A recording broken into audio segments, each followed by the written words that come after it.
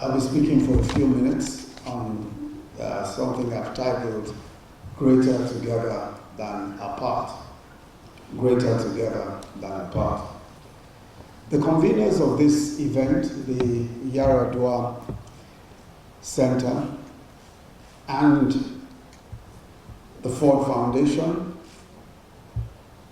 and the Open Society Initiative, West Africa, have done us an enormous favor by offering us this platform for this very profoundly important conversation.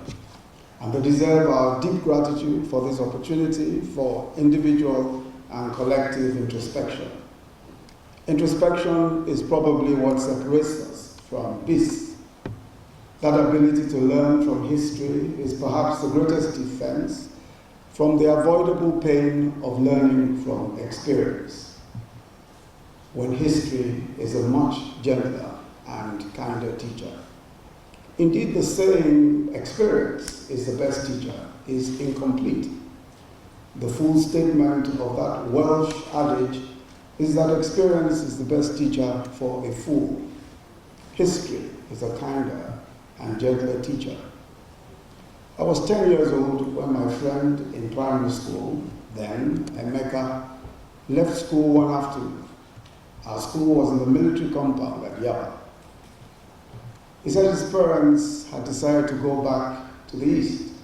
War was about to start. I never saw Emeka again. My auntie Bumi was married to a gentleman from Enugu, and I cannot now recall his name. But I recall the evening when my parents tried to persuade her and her husband not to leave. She did. We also never saw her again.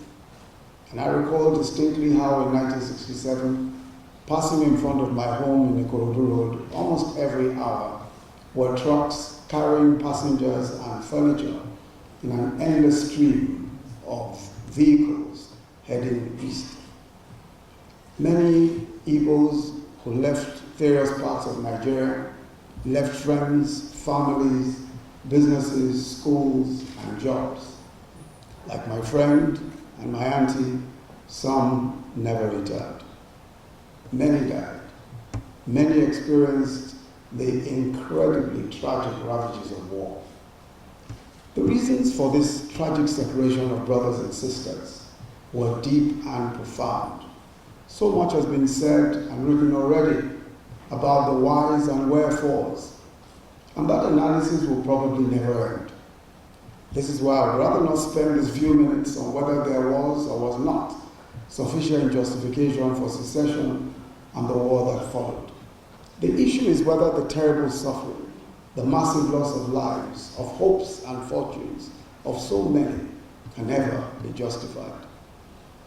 As we reflect on this event today, we must ask ourselves the same questions that many who have fought or been victims in civil wars, wars between brothers and sisters, ask in moments of reflection. What if we had spent all the resources, the time, and the sacrifice that we put into the war, into trying to forge unity? What if we had decided not to avenge the wrong done to us? What if we had chosen to overcome evil with good? The truth is that the spilling of blood in dispute is hardly ever worth the losses. Of the fallouts of bitter wars is the anger that can so easily be rekindled by those who, for good or ill, want to resuscitate the fire. Today, some suggest that we must go back to ethnic nationalities, from those ethnic nationalities from which Nigeria was formed. They say that secession in one form or the other is the answer to the charges of marginalization. They argue that separation from the Nigerian state will ultimately result in successful smaller states.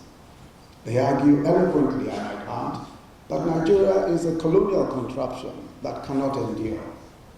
This is also the sum and substance of the agitation for BIAFRA.